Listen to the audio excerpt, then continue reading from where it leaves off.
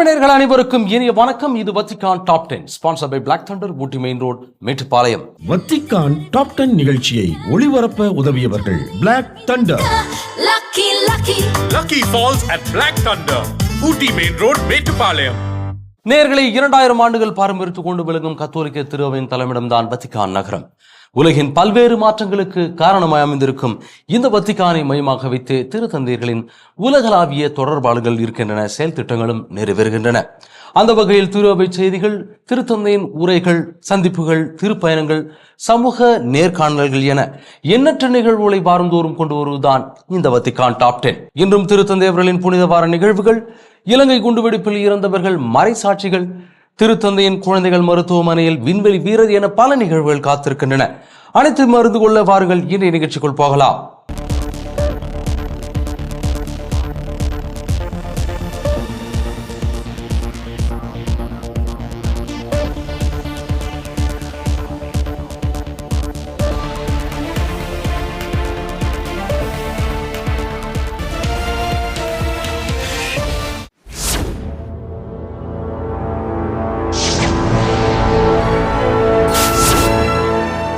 கடந்த நவம்பர் மாதம் முதல் திருத்தந்தை பிரான்சிஸ் அவர்களின் உடல்நிலை காரணமாக வத்திக்கானில் பல மாற்றங்கள் நிகழ்ந்துள்ளன.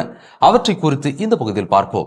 திருத்தந்தை பிரான்சிஸ் அவர்கள் தனது லேசான காய்ச்சல் போன்ற நிலையிலிருந்து இன்னும் முழுமையாக மீண்டு வரவிட்டாலும் தனது புதன்கிழமை பொது பார்வையாளர்கள் சந்திப்பை தவறவிடவில்லை. அன்பான சகோதர சகோதரிகளே, எனக்கு இன்னும் கொஞ்சம் சளி தொல்லை இருக்கிறது. அதனால்தான் இன்றைய மறைக்கல்வி உரையை பேரர் திரு சியாம்பனெல்லி அவர்களை படிக்கச் சொன்னேன். நன்றி. சனிக்கிழமையன்று இந்த உடல்நலக்குறைவு காரணமாக தனது பார்வையாளர்கள் சந்திப்பை இடைநிறுத்தினார். ஆனால் ஞாயிற்றுக்கிழமை திருப்பீட மாளிகையின் ஜன்னலிலிருந்து மூவேளை ஜெபத்தில் கலந்து கொண்டார். திங்கட்கிழமை மீண்டும் தனது அதிகாரப்பூர்வ சந்திப்புகளை தவிர்த்தார். பொதுவாக செவ்வாய்க்கிழமைகளில் திருத்தந்தைக்கு பார்வையாளர்கள் சந்திப்பு இல்லை. நவம்பர் மாத இறுதியிலிருந்து திருத்தந்தை பிரான்சிஸ் அவர்கள் சுவாசிப்பதில் சிரமத்தை எதிர்கொண்டுள்ளார். அவர் ஒரு சிறிய உடல்நலக் குறைவால் அவதிப்படுவதாக வத்திக்கான் அறிவித்தது. மேலும் குணமடைய கால அவகாசம் தேவைப்பட்டதால் துபாய் பயணத்தை தவிர்த்தார். பின்பு கிறிஸ்து பிறப்பு விழாவிற்குள் தனது பரபரப்பான அட்டவணைக்கு திரும்பினார். கடந்த 3 மாதங்களில் திருத்தந்தை அவர்கள் தனது வழக்கமான நடவடிக்கைகளை விலக்குவது அல்லது இடைநிறுத்துவது இது 2வது முறையாகும். திருத்தந்தை பிரான்சிஸ் அவர்கள் தனது புதன்கிழமை பொது பார்வையாளர்கள் சந்திப்பிற்கு பிறகு உடனடியாக மருத்துவ பரிசோதனைக்காக ரோமின் ஜெமல்லி மருத்துவமனைக்கு சென்றார். திருத்தந்தை அவர்கள் நண்பகலில் மருத்துவமனையை விட்டு வெளியேறி வத்திக்கான் திரும்பினார். ஞாயிற்றுக்கிழமை மூவேளை ஜெபத்திற்கு பிறகு அவர் நடத்திய முதல் பொது நிகழ்ச்சி இதுவாகும். சனி மற்றும் திங்கட்கிழமைகளில் லேசான காய்ச்சல் போன்ற நிலை காரணமாக அவர் தனது அனைத்து நடவடிக்கைகளையும் தவிர்த்தார் என்பது குறிப்பிடத்தக்கது.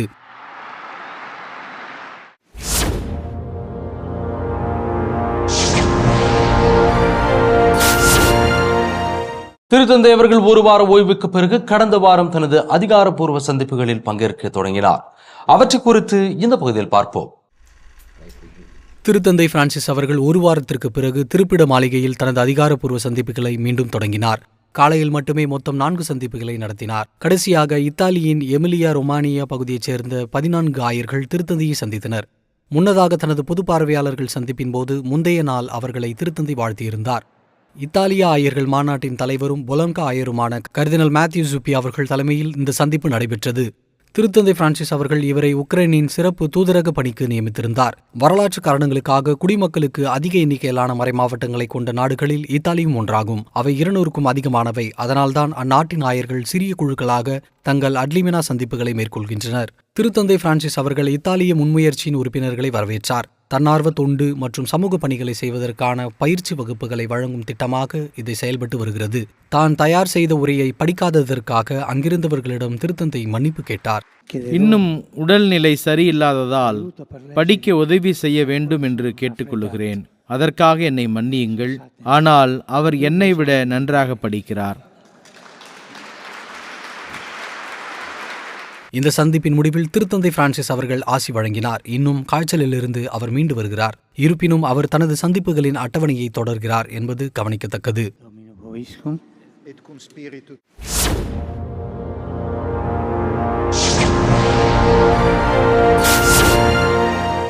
பாரம்பரிய முறைப்படி புனித வாரத்தின் எந்தெந்த நிகழ்வுகளில் திருத்தந்தை அவர்கள் பங்கேற்பார்கள் என்ற தகவலை வத்திக்கான் சமீபத்தில் வெளியிட்டிருக்கிறது. அந்த தகவலை இந்த பகுதியில் பார்ப்போம். திருத்தந்தையின் புனித வாரம் மற்றும் உயிர்ப்பு ஞாயிறு கொண்டாட்டங்கள் குறித்த விவரங்களை திருப்பீட தகவல் தொடர்பு செயலகம் வெளியிட்டுள்ளது. முதலில் மார்ச் மாதம் 24ஆம் தேதி குருத்து ஞாயிறன்று வத்திக்கான் புனித பேதுரு பேராலய வளாகத்தில் திருத்தந்தை அவர்கள் திருப்பலி நிறைவேற்றுகிறார். அதே வாரம் பெரிய வியாழனன்று புனித பேதுரு பேராலயத்திலும் காலை 9:30 மணிக்கு திரு எண்ணெய் புனிதப்படுத்தும் திருப்பலியை நிறைவேற்றுவார். அந்த நாளின் பிற்பகுதியில் பாதம் கழுவும் சடங்கில் பங்கேற்பார். ஆனால் எங்கு இதை நிறைவேற்றுவார் என்பதை வத்திக்கான் இன்னும் அறிவிக்கவில்லை. கடந்த ஆண்டு திருத்தந்தை அவர்கள் ரோமில் உள்ள சிறார் சிறைக்கு சென்றார். என் மனதில் உள்ளவற்றை திருத்தந்தை அறிந்திருந்தால்தானே என்று நாம் ஒவ்வொருவரும் கேட்கலாம். ஆனால் இயேசு அவற்றை அறிந்திருக்கிறார். நாம் இருப்பது போலவே நம்மை நேசிக்கிறார். நம் கால்களை கழுவுகிறார். நம்முடைய பலவீனங்கள் குறித்து இயேசு ஒருபோதும் பயப்படுவதில்லை. அதற்கு அடுத்த நாளாகிய புனித வெள்ளியன்று மாலை வத்திக்கான் புனித பேதுரு பேராலயத்தில் இயேசுவின் பாடுகள் திருவழிபாட்டு கொண்டாட்டங்களை தலைமையேற்று நடத்தும் திருத்தந்தை பிரான்சிஸ் அவர்கள் அதன்பின் ரோம் நகரின் கொலோசியம் அரங்கில் சிலுவை பாதை நிகழ்வை வழிநடத்தச் செல்வார். கடந்த ஆண்டு மருத்துவமனையில் அனுமதிக்கப்பட்டிருந்ததன் காரணமாக திருத்தந்தை அவர்கள் அதில் கலந்து கொள்ளவில்லை. வழக்கம் போல் புனித சனியன்று மாலை பாஸ்கா திருவிழிப்பு திருப்பலியை வத்திக்கான் புனித பேதுரு பேராலயத்தில் நிகழ்த்தும் திருத்தந்தை பிரான்சிஸ் அவர்கள் ஞாயிறன்று கிறிஸ்து உயிர்ப்பு திருவிழா திருப்பலியை புனித பேதுரு பெருங்கோவில் வளாகத்தில் நிறைவேற்றுவார். உயிர்ப்பு ஞாயிறு நண்பகலில் புனித பேதுரு பேராலய மேல்தளத்தில் இருந்து ஊருக்கும் உலகுக்கும் என பொருள்படும் ஊர்பியத் ஓர்பி என்ற சிறப்பு செய்தியையும் ஆசிரியையும் உலகின் அனைத்து மக்களுக்கும் வழங்குவார் என்று தெரிவிக்கப்பட்டுள்ளது குறிப்பிடத்தக்கது.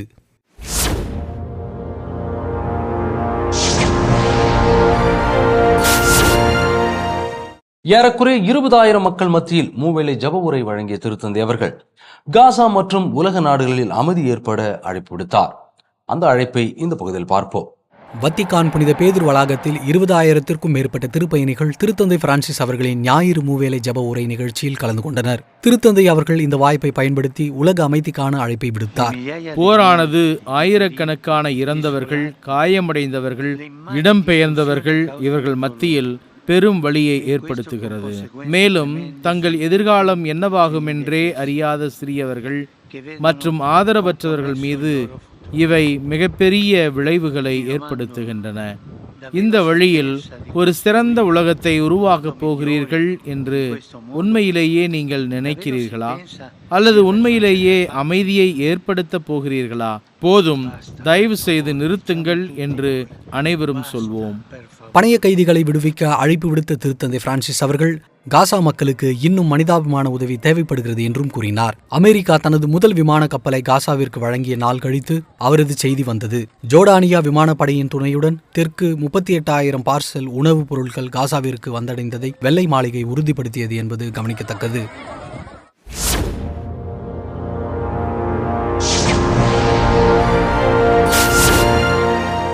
புலம்பெயர்ந்தோர் மற்றும் அகதிகளை அங்கத்தினர்களாக கொண்ட இத்தாலியின் ஒரு கால்பந்து அணியினரை திருத்தந்தை அவர்கள் உற்சாகப்படுத்தினார்.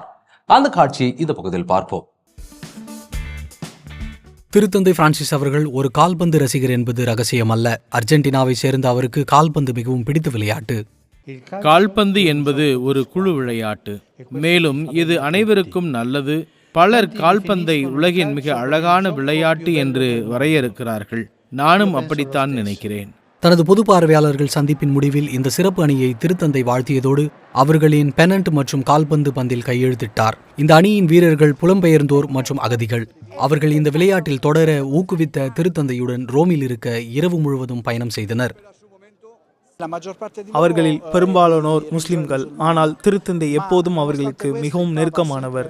அவர்கள் திருத்தந்தையின் மீது மிகுந்த மரியாதை வைத்துள்ளனர். ஏனென்றால் அவரை ஒரு முக்கியமான நபராக அவர்கள் கருதுகின்றனர். அமைதிக்காகவும் எல்லாவற்றிற்கும் மேலாக பல்வேறு காரணங்களுக்காக தங்கள் தாயகங்களை விட்டு வெளியேறும் இந்த இளைஞர்களின் ஒருங்கிணைப்பு மற்றும் சமூக சேர்க்கைக்காகவும் இயற்கைக்காக, மத பிரச்சனைகளுக்காக, அரசியல் பிரச்சனைகளுக்காகவும் அவர் பாடுபடுகிறார். அதனால் அவர்கள் ஐரோப்பாவிற்கு, குறிப்பாக சிறந்த எதிர்காலம் என்ற ஆசையுடன் இத்தாலிக்கு வருகிறார்கள். திருத்தந்தை பிரான்சிஸ் அவர்களை சந்திப்பதற்கு சில மணி நேரங்களுக்கு முன்பு இந்த வீரர்கள் போப்ஸ் டீம் என்று அழைக்கப்படும் நட்பு ஆட்டத்தில் பங்கேற்றனர். அந்த போட்டியில் அணியின் தலைவர் கூறியது போல் கடைசி மதிப்பெண் தான் முக்கியமானது என்பது கவனிக்கத்தக்கது.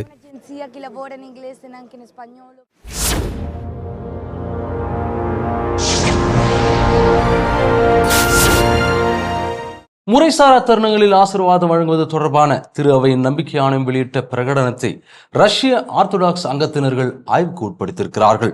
அதை குறித்து இந்த பகுதியில் பார்ப்போம்.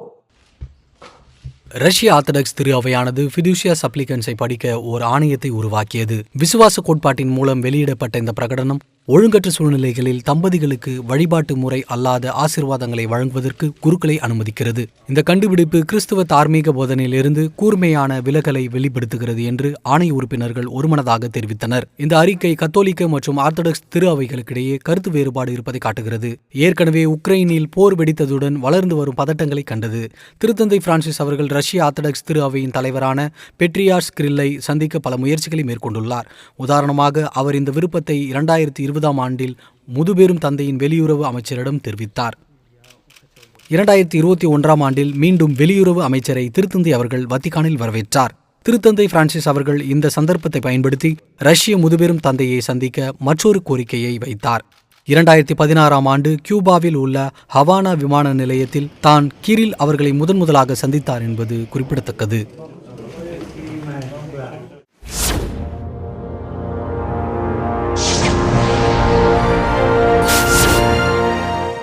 இரண்டாயிரத்தி 19ஆம் ஆண்டு 2 ஆலய குண்டுவெடிப்புகளில் கொல்லப்பட்ட இலங்கையின் மக்கள் இன்னும் நம் நினைவை விட்டு அகன்று விடாத நிலையில் அவர்களை மறைசாட்சிகளாக அறிவிக்க எண்ணம் பிறந்திருக்கிறது. அது குறித்த தகவலை இந்த பகுதியில் பார்ப்போம். 2019ஆம் ஆண்டு உயிர்ப்பு ஞாயிறு அன்று இலங்கையின் கொழும்பில் உள்ள தேவாலயத்தில் தற்கொலை குண்டுதாரி தாக்குதல் நடத்திய தருணம் அது. அன்றிலிருந்து தாக்குதல்களுக்கு காரணமானவர்களை சட்டத்தின் முன் நிறுத்துவதற்கான விசாரணைகள் நடைபெற்று வருகின்றன. சில உலக தலைவர்கள் இலங்கை அரசு செயற்பட வேண்டும் என கோரிக்கை விடுத்துள்ளனர். குண்டுவெடிப்பின் 3ஆம் ஆண்டு நினைவு நாளில் திருத்தந்தை பிரான்சிஸ் அவர்கள் தனது வேண்டுகோளை விடுத்தார். தயவு செய்து நீதியை நேசிப்பதற்காக, உங்கள் மக்களின் அன்புக்காக இந்த செயல்களுக்கு யார் காரணம் என்பதை முற்றிலும் தெளிவுபடுத்துங்கள். உங்கள் மனசாட்சிக்கும் உங்கள் தாய் நாட்டிற்கும் இது அமைதியை தரும். 2 தேவாலயங்களில் அன்று நடைபெற்ற குண்டுவெடிப்பில் 200க்கும் மேற்பட்டோர் கொல்லப்பட்டதை கத்தோலிக்க சமூகமானது ஏறக்குறைய 5 ஆண்டுகளுக்கு பிறகும் மறக்கவில்லை. கோட்டஹேனாவில் ஒரு நிலத்தை வாங்கி கல்லறையை உருவாக்க வேண்டியிருந்தது. கல்லறை எங்களிடம் இருந்தாலும் அதிக உடல்கள் நிரம்பியதால் அனைவரையும் அங்கே அடக்கம் செய்ய முடியவில்லை. உயிர்ப்பு ஞாயிறு அன்று அழிக்கப்பட்ட தேவாலயங்கள் ஒன்றில் ஒரு நினைவுச் சின்னம் ஏற்படுத்தப்பட்டுள்ளது. தேவாலயத்திற்குள் ஒரு சிறப்பு நினைவுச் சின்னம் உள்ளது. அந்த பகுதி தனித்தனியாக அமைக்கப்பட்டது. மேலும் இறந்த அனைவரின் பெயர்கள் பலகையிலும் புனித செபஸ்டியன் தேவாலயத்தில் நாங்கள் கட்டிய ஒரு கல் பலகையிலும் எழுதப்பட்டுள்ளன. இறந்த ஆண்கள் மற்றும் பெண்களின் பரிந்துரைக்காக பலர் இந்த நினைவிடங்களுக்கு சென்று ஜெபம் செய்து வருகின்றனர். திருத்தந்தை பிரான்சிஸ் அவர்கள் அடிக்கடி விவரிக்கும் நவீன கால மறைசாட்சிகளுக்கு இவர்கள் எடுத்துக்காட்டுகள் என்று கர்தினால் ரஞ்சித் அவர்கள் தெரிவித்தார். அவர்கள் தங்கள் உயிரை கொடுத்தார்கள். ஏனென்றால் தாக்குபவர்கள் நம்பிக்கையின் மீதான வெறுப்பின் காரணமாக தாக்கினார். கிறிஸ்தவர்களை வெறுத்ததால் தான் இந்த அப்பாவி மக்கள் மீது தாக்குதல் நடத்தப்பட்டு அவர்கள் கொல்லப்பட்டனர். எனவே எங்களை பொறுத்தவரை அவர்கள் மறைசாட்சிகள். அதனால்தான் நாங்கள் அவர்களின் நோக்கத்தை ஊக்குவிக்கின்றோம். வருகிற ஏப்ரல் மாதம் 21ஆம் தேதி 5 ஆண்டு நிறைவுடன் இந்த ஆண்கள், பெண்கள் மற்றும் குழந்தைகள் கத்தோலிக்க திரு அவையின் புனிதத்துவத்திற்கான பாதையில் செல்ல துவங்கியிருக்கிறார்கள் என்பது குறிப்பிடத்தக்கது.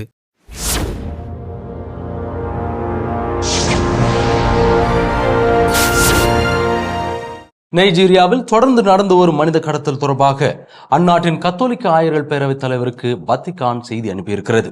அதை குறித்து இந்த பகுதியில் பார்ப்போம்.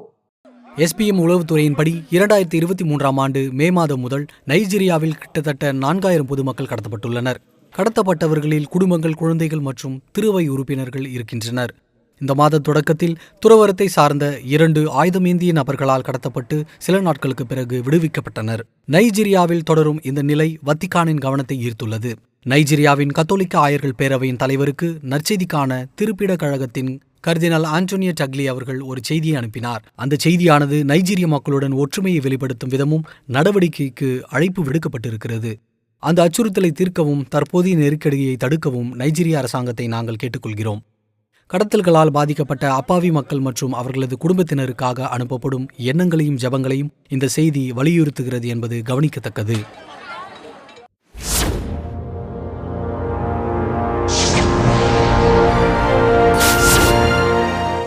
திருத்தந்தையின் குழந்தைகள் மருத்துவமனைக்கு இத்தாலியின் விண்வெளி வீரர் வால்டர் அவர்கள் வருகை புரிந்து அங்கிருந்து குழந்தைகளை சந்தித்தார். அதை குறித்து இந்த பகுதியில் பார்ப்போம். இத்தாலிய விண்வெளி வீரர் வால்டர் விலாடி அவர்கள் பாம்பினோ கெசு மருத்துவமனையில் அனுமதிக்கப்பட்ட குழந்தைகளை பார்வையிட்டார். அவர்கள் பலர் வளர்ந்து விண்வெளி வீரர்களாக மாற விரும்புவதாக தெரிவித்தார். இதற்கு முன் பலர் கேட்ட கேள்வியை இன்னொரு குழந்தை கேட்டது. அவர்களின் கண்களை பார்க்கக்கூடிய மகிழ்ச்சி இல்லாமல் விண்வெளியிலிருந்து அவர்களிடம் பேசினேன். ஆனால் இன்று காலை அவர்களுடன் நேரில் பேசுகையில் விண்வெளியிலிருந்து திரும்பிய விண்வெளி வீரர் எப்படிப்பட்டவர் என்பதை அவர்கள் ஆச்சரியத்துடன் பார்க்க முடிந்தது. குழந்தைகளுடன் இருக்கும் ஒவ்வொரு நொடியும் தனித்துவமானது. அவர்கள் வெளித்தோற்றத்தில் எளிமையான கேள்விகளை கேட்கிறார்கள். ஆனால் அந்த அப்பாவித்தனத்துடனும் தன்னிச்சையாகவும் உங்களை கொஞ்சம் தடுமாற வைக்கிறார்கள். உதாரணமாக, விண்வெளி வீரர்கள் எப்படி சிறுநீர் கழிக்கிறார்கள், விண்வெளி வீரர்கள் எப்படி தூங்குவார்கள் போன்ற எளிமையான நகைச்சுவைகளும் இடம்பெற்றன. குழந்தைகள் விளையாடி அவர்களுடன் பேசுவது இது முதல் முறை அல்ல. ஏற்கனவே ஒரு விண்வெளி பயணத்தின் போது அவர்களை வீடியோ மூலம் சந்தித்தார். மேலும் திரும்பியதும் அவர்களை நேரில் சந்திப்பதாக அவர்களிடம் கூறினார். சொன்ன வாக்குறுதியை தற்போது காப்பாற்றியுள்ளார். இந்த திட்டம் குழந்தை மருத்துவத்துறையில் முக்கியமான பயன்பாடுகளை கொண்டுள்ளது. ஏனென்றால் இந்த வகை ஆய்வானது வயது வந்தவர்களுக்கான நோய்களில் மட்டுமல்ல, குழந்தைகளும் சில சீரழிவு செயல்முறைகளை நன்கு புரிந்து கொள்ள உதவும். திருத்தந்தையின் குழந்தைகள் மருத்துவமனையானது இத்தாலிய விண்வெளி ஏஜென்சியுடன் ஓர் ஆராய்ச்சி திட்டத்தில் ஒத்துழைக்கிறது. விண்வெளி வீரர்களின் நீண்ட விண்வெளி ஆய்வு பயணங்களின் போது அவர்களின் ஆரோக்கியத்தை பகுப்பாய்வு செய்வதற்கான முன்னெச்சரிக்கை மாதிரியை உருவாக்குவதே இதன் குறிக்கோள். விளாடி அவர்களும் அவருடன் வந்த இராணுவ வீரர்களும் வெறுங்கையுடன் குழந்தைகளுடனான சந்திப்பை விட்டு வெளியேறவில்லை. குழந்தைகள் விண்வெளியை எவ்வாறு கற்பனை செய்கிறார்கள் மற்றும் விண்வெளியில் அடுத்த விண்வெளி வீரர்களாக இருக்க வேண்டும் என்ற அவர்களின் கனவுகளை விவரிக்கும் வரைபடங்கள் அவர்களுக்கு வழங்கப்பட்டன என்பது பாராட்டுக்குரியது.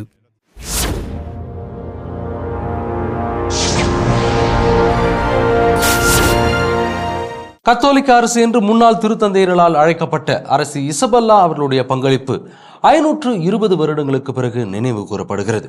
அதை குறித்து இந்த பகுதியில் பார்ப்போம். 520 ஆண்டுகளுக்கு முன்பு ஸ்பானிஷ் ராணியும் கத்தோலிக்கருமான இசபெல்லா அவர்களின் இறுதி சடங்கு ரோமில் நடந்தது. முழு திருப்பிட நீதிமன்றமும் இதில் பங்கேற்றது. இறுதி சடங்கின் போது அப்போதைய பேரரசின் தூதர் அவர்கள் செல்வாக்குமிக்க கத்தோலிக்கரான இசபெல்லா அவர்களின் குணங்களை பிரதிபலித்தார்.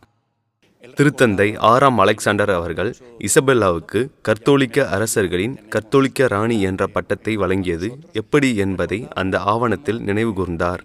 மேலும் அவரை புதிய புனிதை கேத்ரின், புதிய புனிதை ஹெலன் என்று வரையறுத்தார். அவர் ஒரு கிறிஸ்தவராகவும் ஆட்சியாளராகவும் இருந்து கொண்டிருந்த அனைத்து நற்பண்புகளையும் பாராட்டினார். அவரது இறுதி சடங்கின் ஆண்டு நிறைவை நினைவுகூரும் வகையில் ஒரு தூதுக்குழுவானது ரோமுக்கு திருப்பயணம் மேற்கொண்டது. அங்கு அவரது நினைவாக பல்வேறு நிகழ்வுகள் நடத்தப்பட்டன. ஆனால் அவர்களின் வருகைக்கான மற்றொரு காரணம் கத்தோலிக்கரான இசபெல்லாவிற்கு தற்போது நடைபெற்று வரும் அருளாளர் பட்டத்திற்கான பணியை ஆதரிப்பதாகும். காரணத்தை நிறைவு செய்ய முடிவு செய்திருப்பதாக திருப்பிடக் கழகம் எங்களிடம் தெரிவிக்காத வரை அது திறந்திருப்பதாக நாங்கள் கருதுகிறோம். எனவே ஒத்துழைப்பு தர எங்கள் விருப்பத்தை வெளிப்படுத்துகிறோம். மேலும் நாங்கள் எதை பார்க்கிறோம், எதை பக்தி என்று அழைக்கலாம் என்பதையும் அறிய சில வகையான ஆய்வுகள், நிரப்பு தகவல்களை வழங்க வேண்டுமென்றால் நாங்கள் அதை எப்போதும் புனிதர்களின் காரணத்திற்காக தெரியப்படுத்தலாம். ரோமில் உள்ள ஸ்பெயின் தேசிய தேவாலயம் ராணி இசபெல்லாவுடன் நெருக்கமாக இணைக்கப்பட்டுள்ளது. கோவிலில் 3ஆம் காலிக்ஸ்டஸ் மற்றும் 6ஆம் அலெக்சாண்டர் போன்ற திருத்தந்தையர்கள் அடக்கம் செய்யப்பட்டுள்ளனர். 6ஆம் அலெக்சாண்டர் அவர்கள் ராணி இசபெல்லாவை திருமணம் செய்து கொள்ள திருப்பிட தலைமை பதவியை துறந்தார் என்பது கவனிக்கத்தக்கது. இந்த காரணத்திற்காக ராணி இசபெல்லாவின் நோபல் நைட்ஸ் மற்றும் டாம்ஸ் ஆஃப் குயின் இசபெல்லா அத்தியாயத்தின் உறுப்பினர்கள் ரோமின் சாண்டியாகோ மற்றும் மான்சரேட் தேவாலயத்திற்கு பின்வரும் பரிசை வழங்கினர். 520 ஆண்டுகளுக்கு முன்பு கத்தோலிக்கரான இசபெல்லாவின் இறுதி சடங்கு நடைபெற்ற தேவாலயத்திற்கு ஸ்பெயினின் பல்வேறு பகுதிகளில் உள்ள எலிசபெத் இடங்களுக்கு எடுத்து செல்லும் விதம் வெண்கலத்தில் ராணியின் மார்பளவு சிலையை நாங்கள் வாங்கியுள்ளோம். திருத்தந்தை பிரான்சிஸ் அவர்களின் பொது பார்வையாளர்கள் சந்திப்பில் ஒரு ஸ்பானிஷ் பேராயர் இசபெல்லா அவர்கள் புனிதராக ஒரு நாள் மாறக்கூடும் என்ற நம்பிக்கையில் ராணி தொடர்பான பரிசை திருத்தந்தைக்கு வழங்கினார் என்பது குறிப்பிடத்தக்கது. என்ன அன்பு நேயர்களே, இன்றைய நிகழ்வுகள் அனைத்தும் நீங்கள் பயன்பெறும் வகையில் வந்திருக்கும் என்று நாங்கள் நம்புகிறோம். மீண்டும் அடுத்த வாரம் இதே நிகழ்ச்சியில் சந்திக்கிறோம். இது Vatican top 10 sponsor by black Thunder, Ooty main road, Mettupalayam. நன்றி, வணக்கம், மரியே வாழ்க. வத்திக்கான் டாப் 10 நிகழ்ச்சியை ஒளிபரப்ப உதவியவர்கள் பிளாக் தண்டர்.